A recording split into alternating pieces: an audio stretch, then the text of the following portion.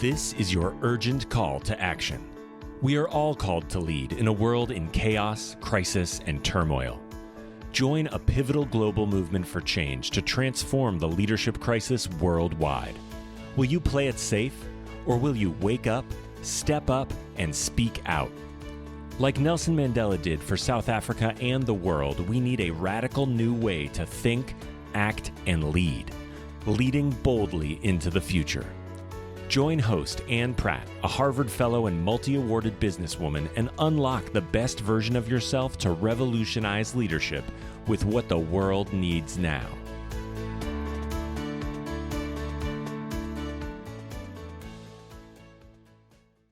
Greetings to all you future bold leaders. Thank you for joining us from around the world. My name is Ann Pratt, formerly from South Africa, and relocated abroad to attend a Harvard Leadership Fellowship in beautiful Boston in the United States of America. Our bold leader today joins us from the southern tip of Africa. After quitting smoking at high school, he started taking education seriously. He has spent 34 years in education, 10 years as a scholar and in teaching roles in the United States at the University of California, Yale, Boston University, and Ohio State University. After returning to Africa, he spent 16 years with the University of the Witwatersrand before moving into the private sector with the JSE-listed company Advotech and then Pearson South Africa. He is currently provost of the revolutionary Africa Leadership University, which in 2019 made the Fast Companies list as one of the most innovative companies in the world, an organization committed to developing the next generation of 3 million changemakers and leaders for Africa. We warmly welcome Dr. Nhlanhla Thwala and welcome to Leading Boldly into the Future. Nhlanhla, what a great joy to be with you again. Thank you so much for being part of this conversation. I'm super excited to have you with us today. Thank you, Anne, for having me. I'm excited to engage in this conversation with you on leadership. Wonderful. You've had an illustrious career. I'm curious, what motivated you to make this transition? Why ALU and why now? I think that there are many reasons for that. The first one really is through my whole experience, I realized that I really would like to have an impact as an educator. Yeah. And the best way of having that impact is developing leaders of the future of Africa and making sure that we can train, facilitate the development of a large pool of leaders. Because Africa, as you well know, has this population dividend that we have to capture. If we don't capture that dividend, it can turn out to be a disaster. So Africa needs lots of leaders. Our population is growing. Our economies are not growing as well as they should be. Developing leaders who can harness the resources of Africa and make sure that Africa becomes a success became really, really a strong motivator for me to transition from traditional education into the ALU model, where the focus is very clear, developing millions of leaders of the future for Africa. That was the biggest motivator for me. Nhlanhla, that's such an interesting innovation. And in fact, I noticed in 2019, the African Leadership University, or ALU as we call it, reached the Fast List company, the list of Fast companies, one of the most innovative, fastest growing companies in the world. It really is a remarkable educational innovation. And what struck me about that is that the model you have and the mission and purpose you have. So blending this combination of leadership, as you have rightfully pointed out, with education and finding that sweet spot. Can you talk to us about what is distinctive about ALU and what is the structure and model that differentiates it from typical higher ed institutions? Okay. There are many areas that distinguish ALU from traditional education. The first one is focus on the student. The focus is not on the disciplines, it's not on the faculty. The focus is on the students in terms of what they wish to do with their lives. So when our students arrive, we ask them to choose a mission. What Yes. is your driving passion? What do you want to learn, therefore, in relation to that mission? That is Yeah. a huge difference because, in most universities, here are our programs. Choose what we have for you. The menu is created, and Yes. then you choose. We go about it the different way. The second way in which we differ is this: we are trying to scale, okay? And because we're trying to scale, we're not trying to get the students to sit in the classrooms. We're trying to get the students to go and experience life, create products, create services, okay? And then figure out, what do I need to know in order to create the services? So the idea is to leverage the experience of your daily existence or the experience that you specifically choose to learn something in order for you to have long-lasting, knowledge based on Yeah. experience, and also Yeah. not sitting in a classroom all the time. Of course, there are instances where students will have to sit in classrooms, but we want to leverage the experience that we have around us of challenging our students to come up with entrepreneurial solutions to grand problems and challenges that we face in Africa.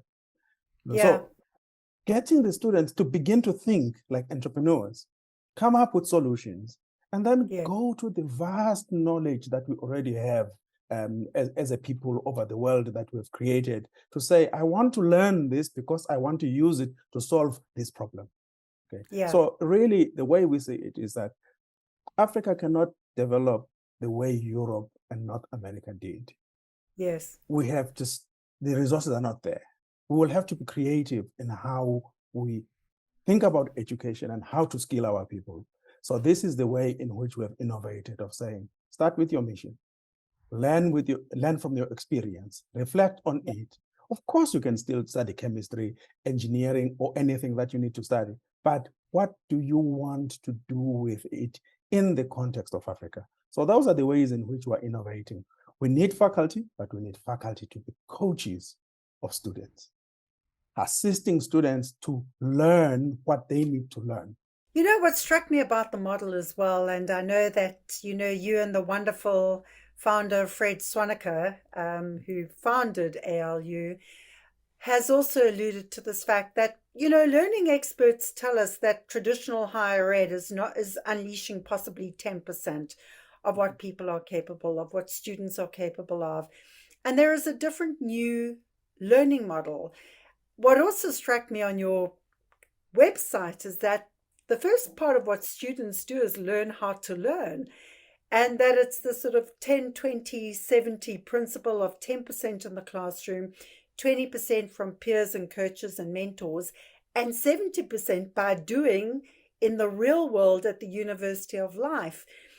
You're provost, of this university, and of course, as a good academic and a wonderful academic that has had such an indelible and impressive academic track record, for you personally, Nhlanhla, and for the institution, where and how do you define the line between traditional academic teaching and learning and this peer and coaching and experiential learning? Mm-hmm. Well, we can withdraw the line at the starting point, right? Yeah. In other words, how do we decide what you should learn, right? That's the starting point. The second starting point is, how do we assess what you learn, okay? And then the third point of differentiate is, who is involved in your learning? Let's start with the last one, who is involved in your learning? Yeah. Of course, there are experts and faculty who are experts in their areas of knowledge who should support your learning, okay? So you need to know chemistry in order to come up with a solution that saves lives in, using chemistry. You need to know that that's not the issue. But the question is, in which context do you deploy your chemistry? Okay? In which context do you deploy your physics? In your context, do you deploy any of the traditional disciplines? We need them, but we realize that solutions are multidisciplinary. They are seldom ever requiring only one discipline. So we train our students then to say, learn, but be focused in which problem you are addressing. The second way in which we differentiate this is, we're very clear that we're not going to create specialists in disciplines, but we want the catalysts, the people who bring people together to solve the problem. Okay, that's the second area of differentiation. Now, you can then take that further back and say, all right, now that we know that we start with the student at the center and we support their learning, okay, what is it that will count as evidence that the students have learned? Okay, products and services that solve the problems of our people. Okay, so we train our students to come up with artifacts, products that they can prototype and test in the market that will show that they are actually being impactful. So we want to measure the impact of their contribution to society. Yeah, that makes sense. You know what comes to mind as well, and you've alluded to this, that instead of measuring students' performance by marks and the dean's list and those kinds of things, it's really about measuring impact. And in your own words, that takes time in terms of delivering impact. So for the skeptics of, traditional higher ed, how do you measure the performance of these students? How long does it take you to measure it? And how do you know you can show a return on education investment? How do you prove that point? Yeah, I think there are two parts of proving that. The first one is, if you assess our students in terms of the criteria of education, they perform very well. Why do they perform very well? Because they leverage experience, okay, which we all know has better results in terms of retention, as well as execution. So you can calculate better if you've done the calculations in real life than just in theory. Okay, so the performance of students against standard criteria is very good, right? We're not measuring our students according to who is the faculty who has taught them. We're measuring them around which people have played a role in the learning. Mentors, okay, industry leaders, faculty, of course, but it's more than just the faculty. That's how we know that we're measuring something. Yeah, that's fantastic. And what also strikes me about the model, Nhlanhla, is the fact, you made mention that, in Africa, there isn't the time or the resource to necessarily follow Western models, but even within Western countries, there is a challenge in terms of higher ed, the cost of higher ed, the access to good quality higher ed, etc. What do you believe is replicable in Western countries that the West could learn from ALU and Africa? Because there are challenges, there are possibly slightly different challenges. How can this model be replicated? What can they learn? How will that help Western countries in terms of higher education? Okay. Let's start with cost, right? The biggest cost to education is moving from your residence to a university that is very far away from you. Yeah. The biggest cost is that transportation cost going back and forth. The second cost is the residence cost. Okay? Yes. That makes up about 60% of the actual cost of education. Then there is the cost of education itself, which is the tuition fee. All right. So what is replicable here is, it's really not necessary to spend all the time at a residential university. COVID has proven that you can continue learning even if you're not there. So that's replicable. We can have hybrid ways of learning, okay? Yeah. Number two, knowledge, the content is already developed and it's being developed inside universities and outside universities.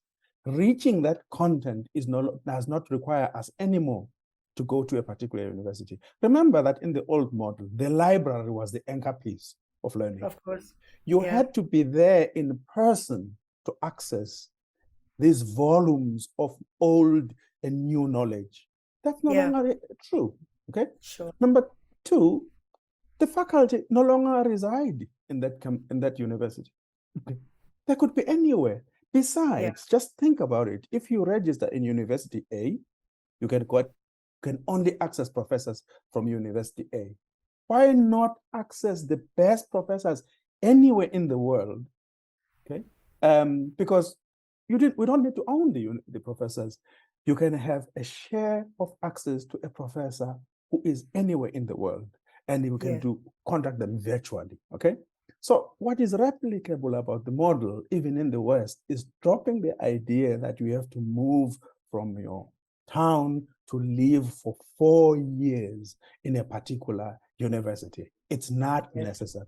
Of course, we understand that universities are not just for learning. People go and find partners in universities, develop independence and all of those things. But those things can be done without needing to go to that one particular university, which is why ALU is thinking about it this way. We have 2 flagship campuses, or we have 2 flagship entities. We have African Leadership College in Mauritius. We have African Leadership University in Rwanda. Our students can come there for some time, but they can also not be there and be in other centers of learning, hubs, we call them, okay? In the media, there is publicity about a hub that we have in Silicon Valley. Okay. Yes. We have a hub in Nairobi. In California. In California. Yes. Yeah. Okay. We have a hub now in Kampala. We also have a hub, in the same city as our main campus in Kigali. Why are we developing those? In order to distribute where students can go and access each other, access technology, access experts, and mentors. That's what we're doing. We are distributing where students can learn. They can learn at home, they can learn at work, they can learn in hubs, they can come to the university. So the multiplicity of spaces where you can learn is what we need to increase in order to make learning accessible to many people. So that level of this model is replicable in Africa and in the Western world, in the Northern Hemisphere too. I mean, it struck me, I think it's mentioned that you have 19 student communities in Africa and 3 in the US and the UK. Can you describe for us, Nhlanhla, what makes up a hub? Physically, tangibly, where is it located? How have you structured these hubs? Okay. I think that the first thing to understand about a hub is that first you develop a community. Okay? Yes. And that is a community of interested parties in learning. Okay, and you can have those virtual communities, more or less like what all business schools have had as syndicates, students who gather together in order to address a similar challenge. Okay, so the first part of that is developing a need for the students to come together. Then the second part is the spaces. Okay, the spaces are not necessarily classrooms, but they are meeting spaces where the students will have coffee, they will have sitting areas, they will have, breakaway rooms where they can come and meet and discuss and engage in experimentation, meet mentors, meet industry experts to catalyze solutions or to crack a problem. It could be a learning problem, as in a chemistry problem, or one of we would like to solve this particular challenge and would like to come together to meet with industry partners, to meet with community leaders, and to meet with the market so that we can test our prototypes. So the hubs serve multiple purposes, okay? But they are primarily for students and the partners who help their learning to meet.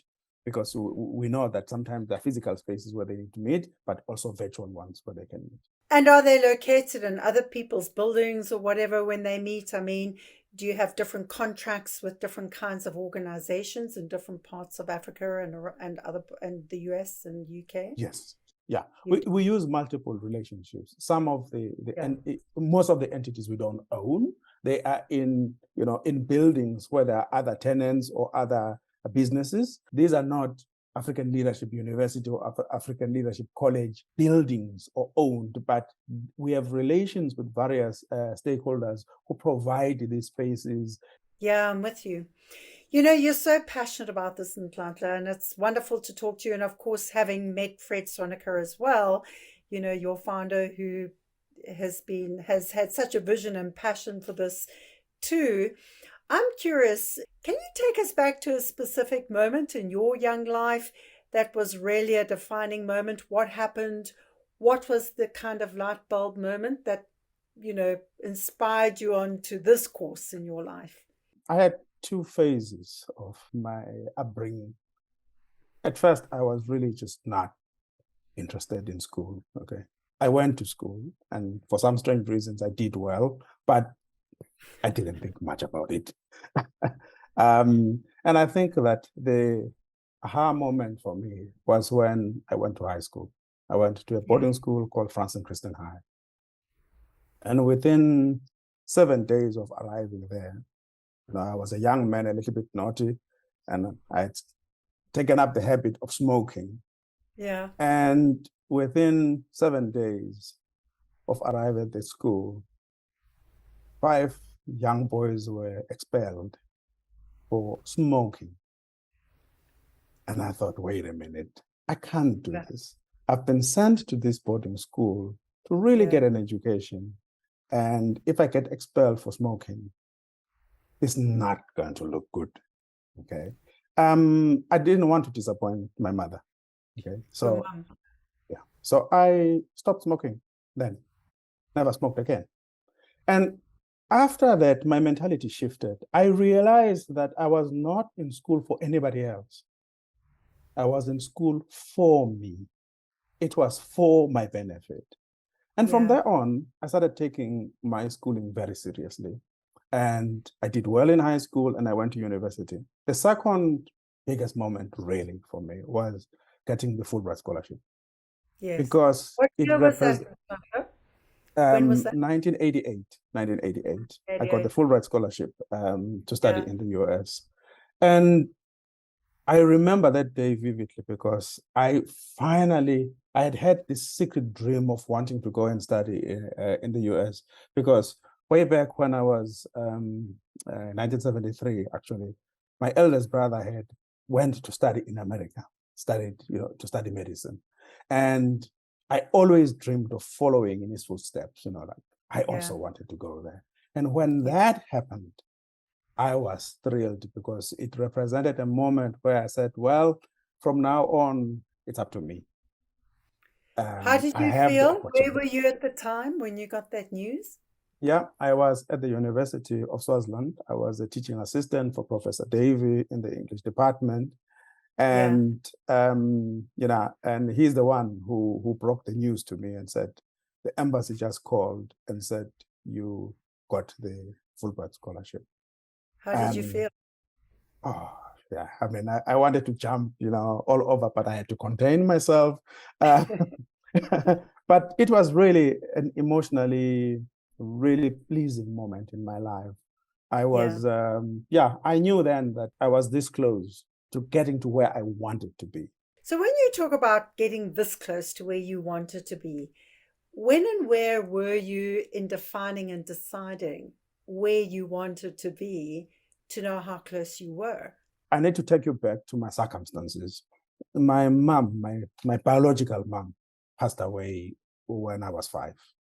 I'm sorry.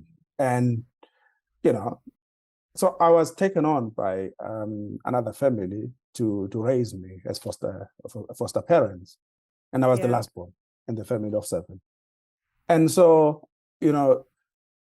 I just always knew that the one way of getting out of poverty for me would be doing well in school. Even though I acted out and I was not really interested, I still did well in school.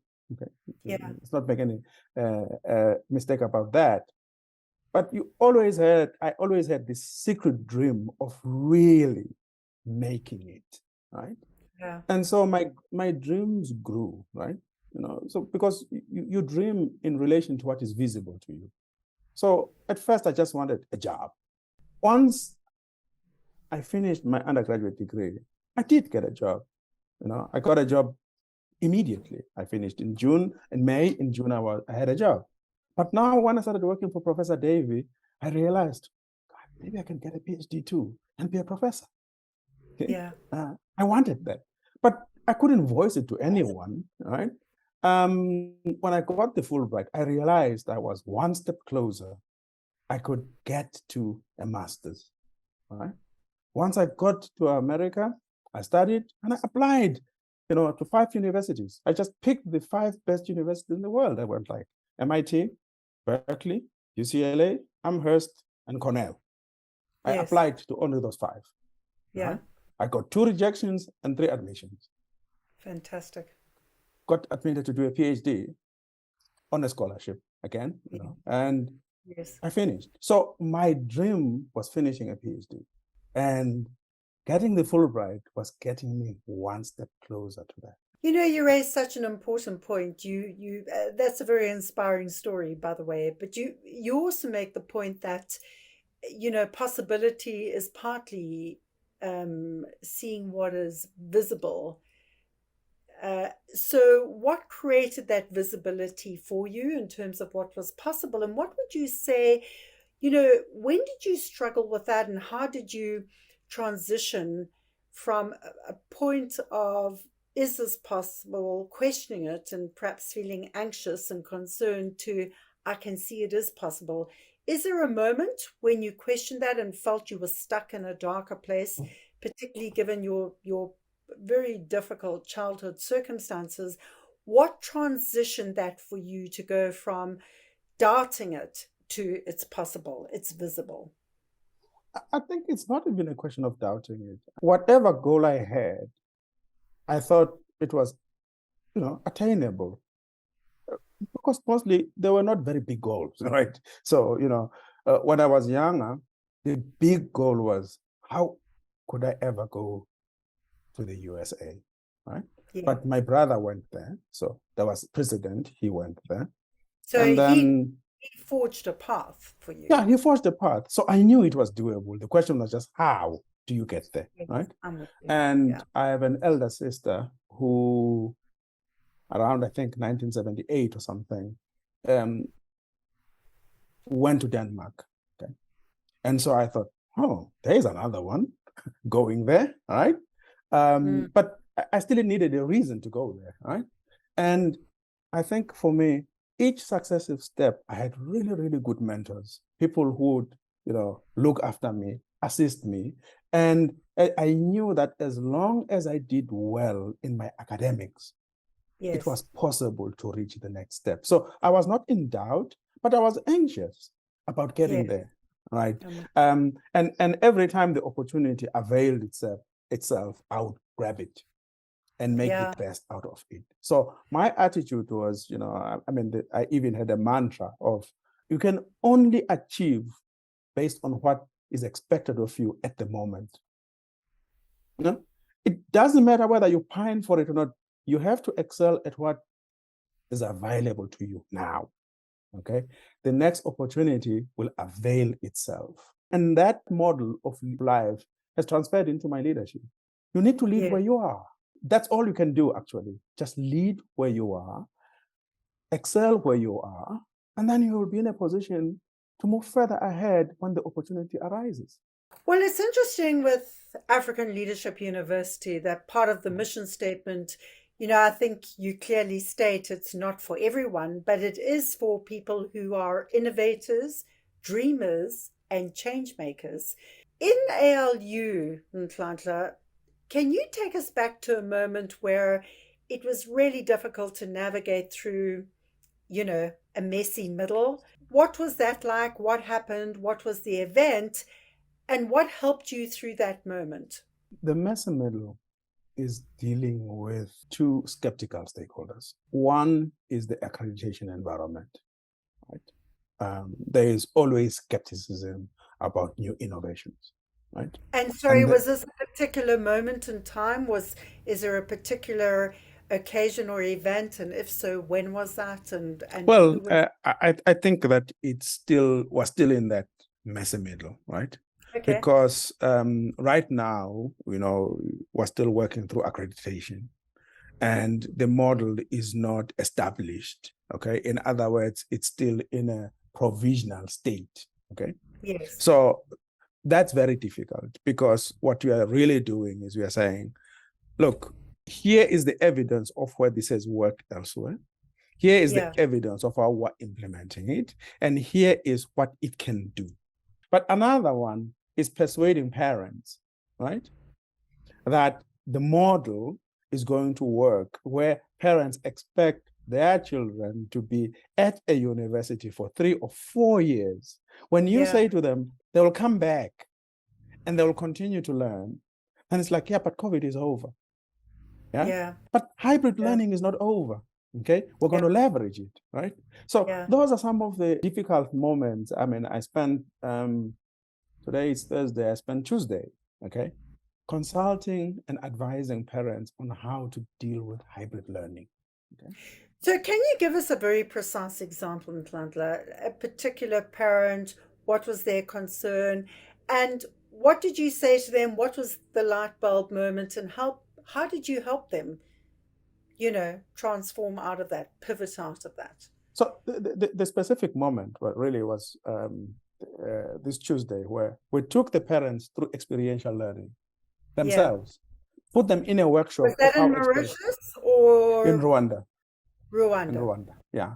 How does experiential learning work? Okay, you start by showing them the global challenges, and you say, choose one, okay, and then tell me how you would define it, where you would find the sources, how would you create a learning contract for yourself, okay? How would you want to be assessed for the outputs that you'll get out of this?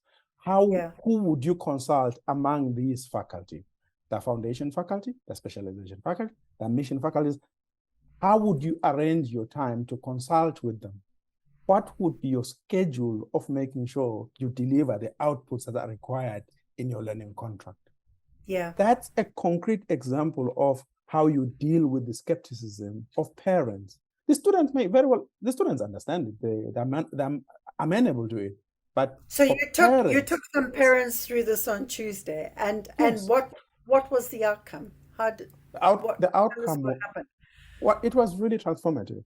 The outcome was, wow, I wish I had gone to an education like this. We suddenly got stories from parents of, I studied for 4 years, something I didn't like and I didn't want, I didn't know how to use it, and then I had to retrain again.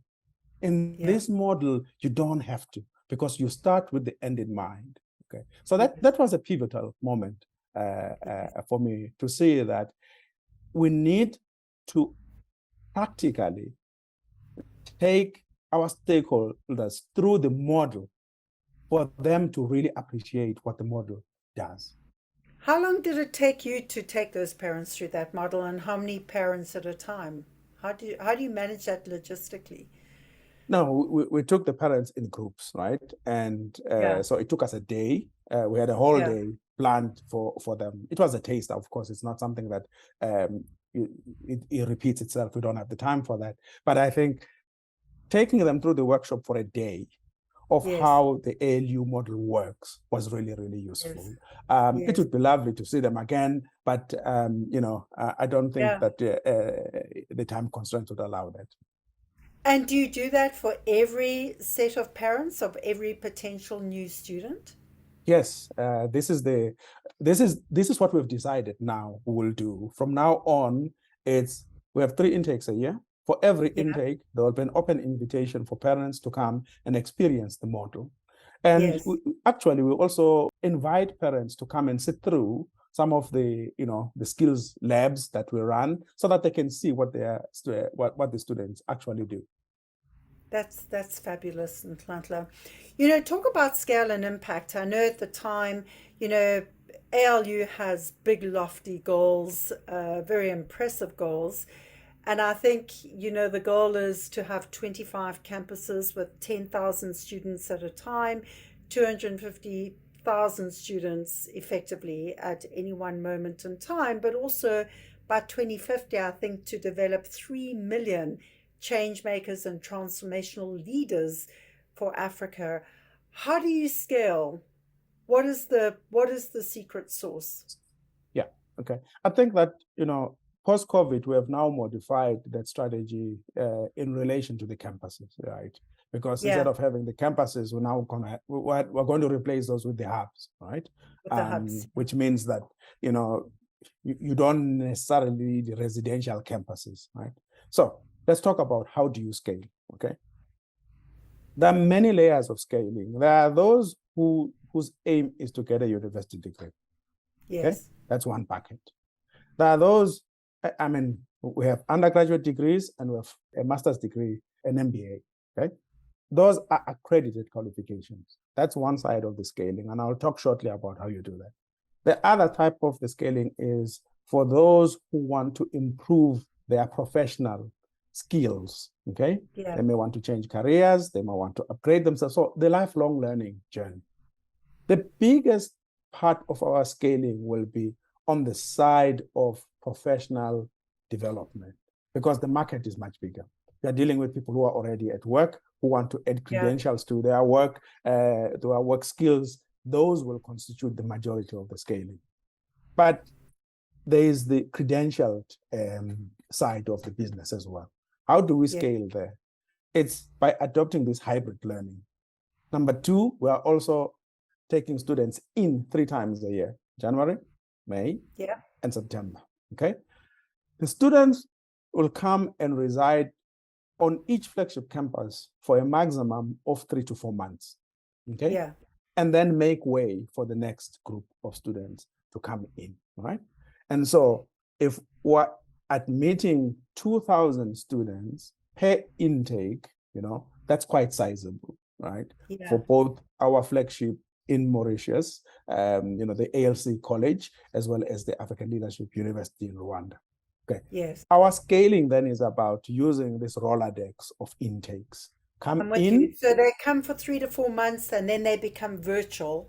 And then they come back at intermittent points so that there's still a point of personal contact. Yes. Okay. But we also retain contact with them virtually throughout the learning journey. Okay. Of course. Yes, right. So that's one side of the scaling. On the MBA side, we have never had a traditional MBA program anyway to start with. So what we always had was only 6 weeks residential out of 20 months. All right. Wow. So the students would come for only a week at a time, 6 times, in order to be intense. The rest of the learning was divided into 2 or 3 on your own. Yeah. You learn with your, what you call your home learning group, or you learn with your Pan-Africa group, okay? And then to make it even more exciting, the students do activations, you know, in other words, coming up with new concepts to implement into the market and prototype every week. That's intense. But our idea was to give them the capacity to think about a problem they're not familiar with and think about a product or a service for a market so that they get into the habit of being entrepreneurial thinkers. Okay? I'm with you. And then that is supplemented by what we call the leadership lab, right? Yeah. How do you practice your leadership? So those are the elements that we have always used. Wow, that's significant.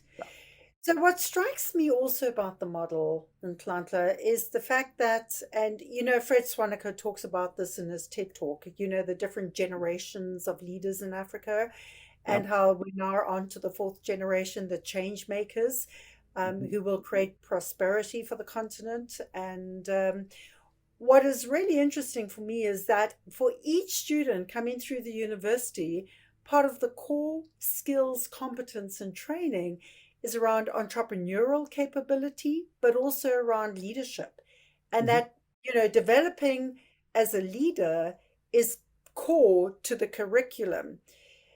In your mind, what is ALU's definition of leadership? That is the million-dollar question. For us, leadership really starts with self. Yeah. First, it's self-leadership, right? Yeah. The second part is authenticity. Okay, you need to find leadership that coheres or resonates with your talents, your motivation, and your interests, right? So, okay. The third one is being of service, okay, to community, okay? By bringing into community a solution, we are being of service, right? Yes. But we don't want to stop there. We want to say you need to create prosperity, okay? That's why we're encouraging our leaders to be very definitive about the fact that, okay, prosperity is about wealth creation. Yes.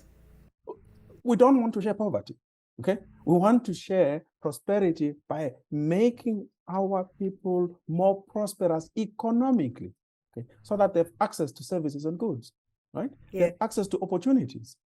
They have access to the whole world because they're no longer hobbled by poverty.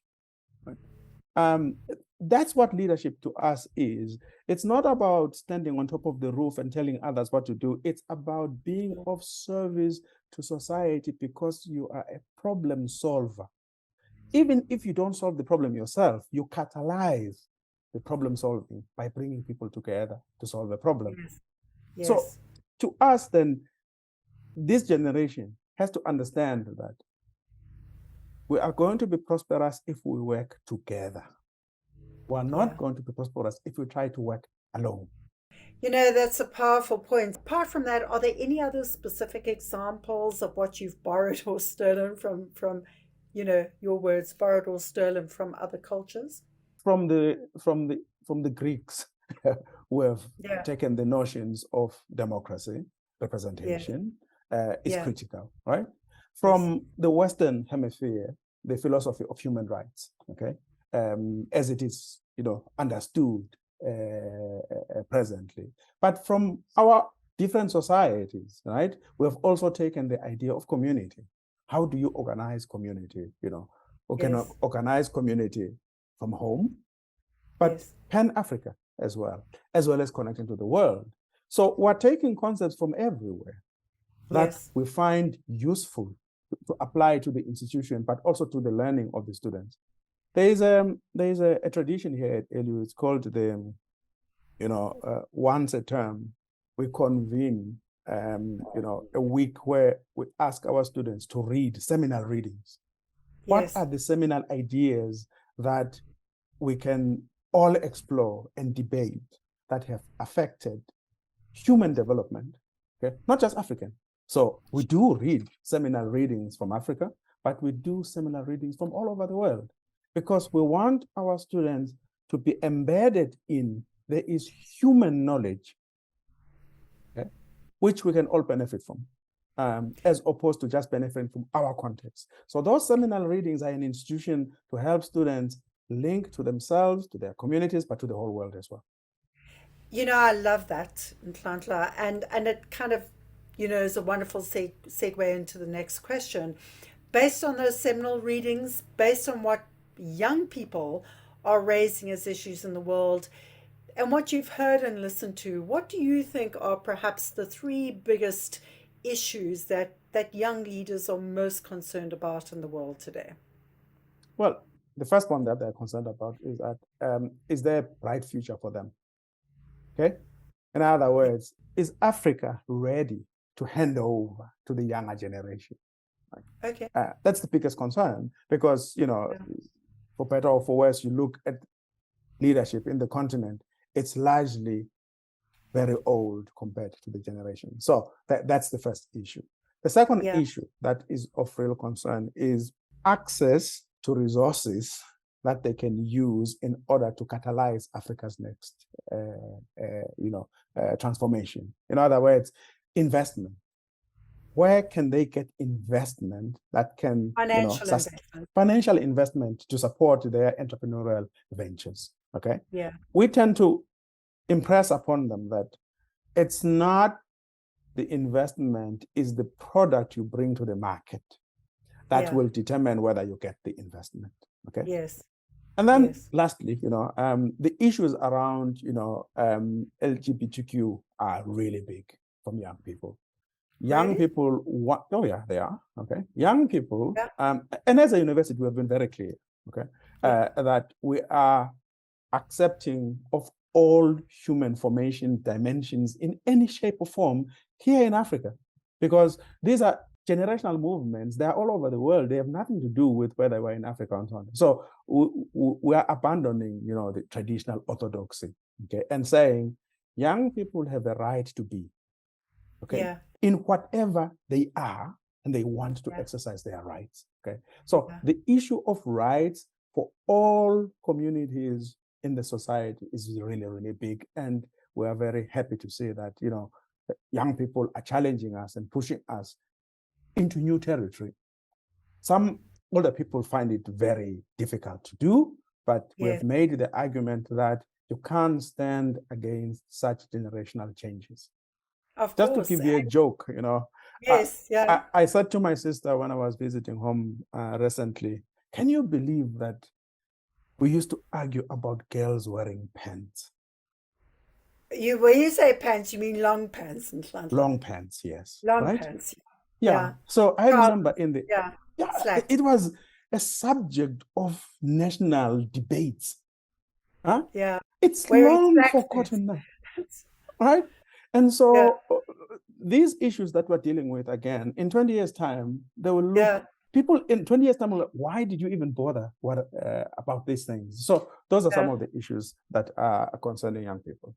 Yeah, and when I said, just to qualify, when I said really around the LGBTQ, yes, of course, that's an important right. And I guess what struck me about that, is there a feeling amongst the young people in ALU and the young students you're listening to, that LGBTQ has been has been denied as a right in terms of many of the experiences across different parts of Africa?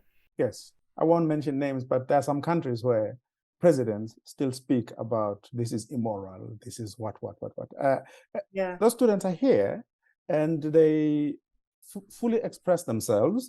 And it's odd that when you cross a border, you have to hide who you are. I mean, there's been quite a lot of bad press around the victimization of people who are LGBTQ in many countries across the continent and other parts of the world. But it's just interesting for me that this is such a heightened issue, that it comes to the top three in terms of issues that current students on campus are most concerned about. An important transformation for the university to make a big stand about that and to ensure that their rights and their dignities and are protected and respected. Turning to somebody who was a great proponent of human rights for all and somebody we both love and admire, and of course his widow Graça Machel is chancellor of your university, our beloved Nelson Mandela. Can you take us back to a moment in time that was a specific Mandela moment for you, a moment you remember when Mandela really, what he did or what he said shaped or molded who you are today and how you think, act, and lead in the world today? I think the first one for me was, I was in Syracuse at the time. And when he was released and he made that balcony speech in Cape Town, I didn't know whether to believe it or not. I mean, there were four of us in a room. You were in Syracuse in the USA, right? Yeah, I was in Syracuse in the USA. Yeah, okay. Yeah. So you didn't know what to do with yourself, whether to go out and have a drink and celebrate and so on, because it seemed surreal. You're talking about when he came out of prison, the day on the steps in Parliament in Cape Town, February the 11th, 1990, right? Exactly. Okay. Okay. Yeah. That was, and I think that the context is important here.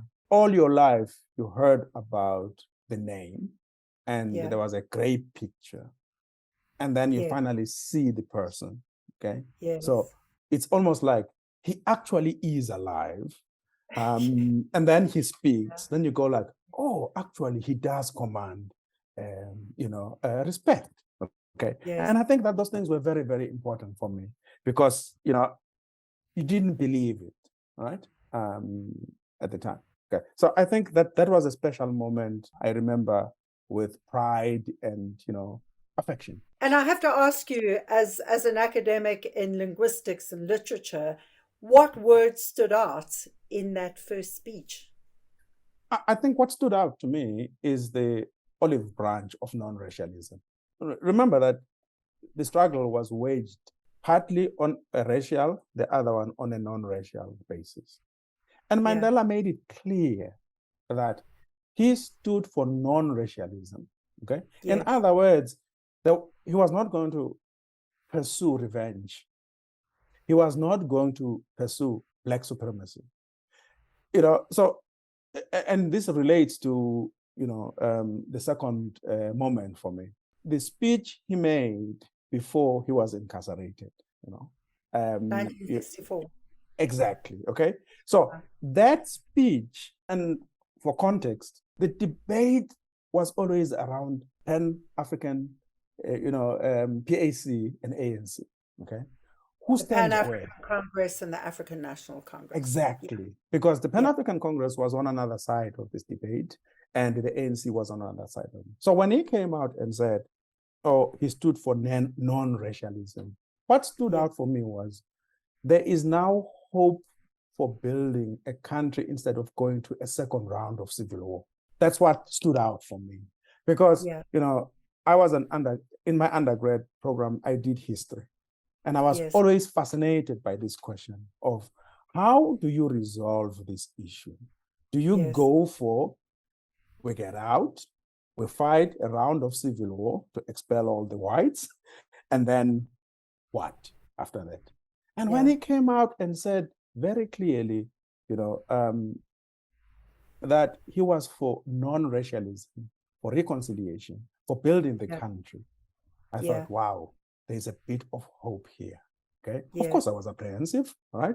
And when he finally was president, he lived through that promise. He didn't abandon it. Okay. And I think that was the thing. So the second one really is the famous speech that everyone recites. I've always found that, along with Martin Luther King's speech, to be some of the two most favorite, speeches that I listen to again and again. Yeah, I Will Die speech, the 1964 I Will Die speech. Yeah. And what's striking about that too, Nhlanhla, is the consistency between what he said in 1964 and what he said in 1990. He did not waver in that position of non-racialism. Yeah. But again, you see, and this is, to me, is what bold leadership is about. Yeah. It's standing for something, whether popular or not popular, that you believe in through time.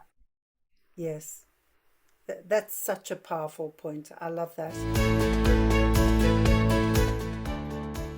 Shifting gear a little, a couple of fun facts. You've lived in numerous different countries in the world. You grew up in Eswatini, Swaziland, as it was known then. You've lived in different parts of the USA. You've lived in the United Kingdom. I know you shared last time you came back to Africa, actually to South Africa, where your wonderful partner is from. What has been one of your greatest highlights in traveling to different countries around the world? Just one event that stands out as a highlight, and why was it a highlight for you? I think that my time in Los Angeles was the best time of my life in whole. Of course, I found my wife there. That was also another motivation. But I think I traveled the United States and learned a lot about it when I was in California. Went to Arizona, go to New Mexico, you go to Oregon, you go to Washington. I think those 5 years were the highlight because I loved the road. I loved traveling. I finally managed to buy a car when I was in Los Angeles, and I was able to drive myself to Washington, to Oregon, to all of these places to explore the world. And I think that was wonderful. Later on, from around 95, I was able to do that with my girlfriend then, who's my wife now. So it always reminds me, gives me memories of going up the 95, or the freeway on the 10 to Las Vegas. I enjoyed that. I started relating driving with freedom. I could get away and see things and learn. So those were the best times of my life, traveling in another place. Yes. And another fun fact, I mean, you're a linguistics, literature, media guru. What piece of writing or what verse or what poem truly stands out for you as something that has made a huge impact on your own life and thinking? I don't know if you know Bertolt Brecht and his mother, his writings, my favorite one. Repeat that? Bertolt Brecht. Okay. Yeah. Okay. I don't know. I was looking him up about 2 days ago. Here's this quotation that unhappy is the land that has need of heroes. I've always repeated that. If your land needs heroes, it's because it's in a poor state. A land that does not need heroes is in a good state because nobody needs to save anybody. So it has always stuck with me. How do I know if my country is doing well? Well, there's no need for heroism because we have made the arrangement such that it's not desperate. Think about it. When do you need a hero? When things are desperate. But what if the hero lies in you, Nhlanhla? Well, it would mean that, remember that you become a hero when the circumstances require you to step up. Yeah. So I can be a hero for myself, of course. That's okay, because it means I'm stepping up in order, to elevate myself. Yes. Yes. I love that. Okay. Last fun fact. When you gave up smoking, what was the hardest part of giving up smoking? My friends, the hardest part was not the addiction to the smoking or whatever. It was turning down my friends who wanted to go with me, sneaking out to go and smoke. That's when I really understood the power of peer pressure. I don't know why I started smoking, and I think I started smoking because of peer pressure. Yes. And so stopping smoking was harder because I had to ignore my peer pressure friends who wanted me to continue. Yeah, interesting. And how did you substitute that?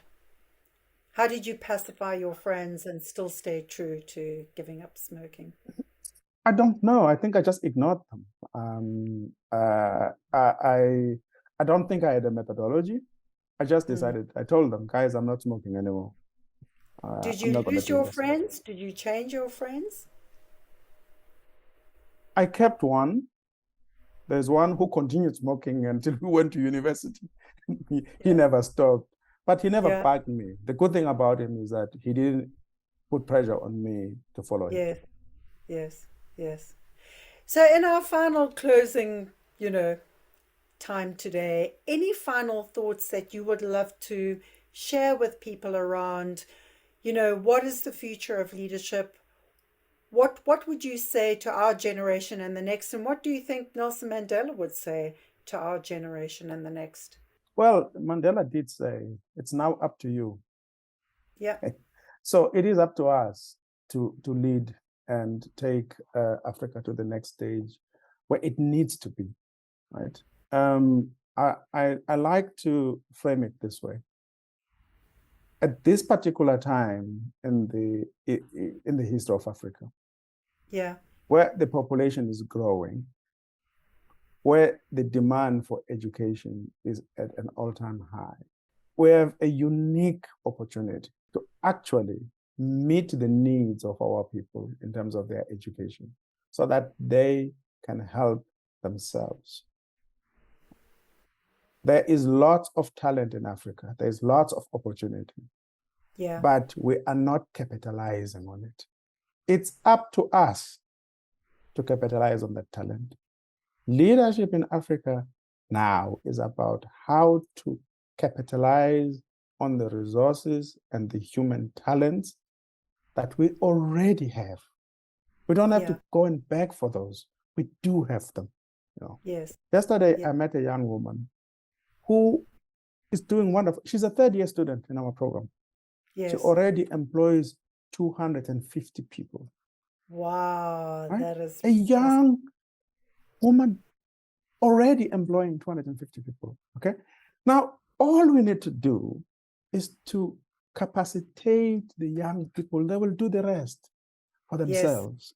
Let's give them the power to help themselves. We can then assist them with other things. But right now, the African leadership challenge is how do we capacitate the next generation to be better economically, socially, and otherwise than we of this generation. Absolutely. Absolutely. Well, Dr. Nhlanhla Thwala, what a joy, what a celebration. Thank you for ending on that inspiring note. Thank you for being part of this conversation. Thank you, Anne. My pleasure. What an inspiring conversation with Dr. Thwala today. I appreciate and value his reference to Mandela and Mandela's example and definition of bold leadership.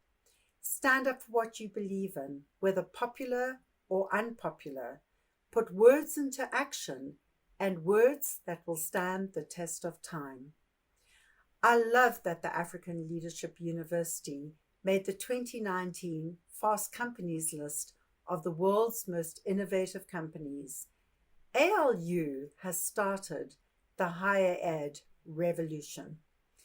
It is so much more than just another brick in the wall. How? By radically reducing student fees to $3,000 a year, by emphatically focusing on the student rather than faculty, rankings, and bragging rights for low admission rates, and by confidently empowering students to empower themselves. Each student in every degree develops entrepreneurial skills, leadership competence, and creates economic wealth and prosperity in the real world. I deeply reflected on his fun fact share, a quote by the German poet, playwright, and theatre director Bertolt Brecht, who famously once said, "Unhappy is the land that needs heroes." It made me think about this modern turbulent world, which tends to solely focus on external validations and measurements of success, like fame, fortune, and high-end fashion. Have we forgotten who we are? Have we lost our way? Perhaps ALU is the breakthrough that we need in education today. And perhaps Mariah Carey is 100% right. In this overly materialistic world, the real hero lies in you. Thank you for joining us, and come back soon. Until next time, remember that leading boldly is about making clear, thoughtful choices, and bold leadership is about taking action, just one small step at a time. One step for you, but together, one giant step for humanity. Take care and take thoughtful, bold action.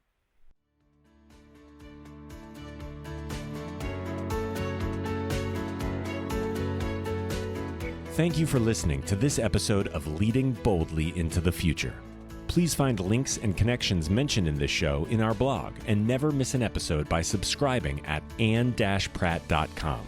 That's ANNE-PRATT.com.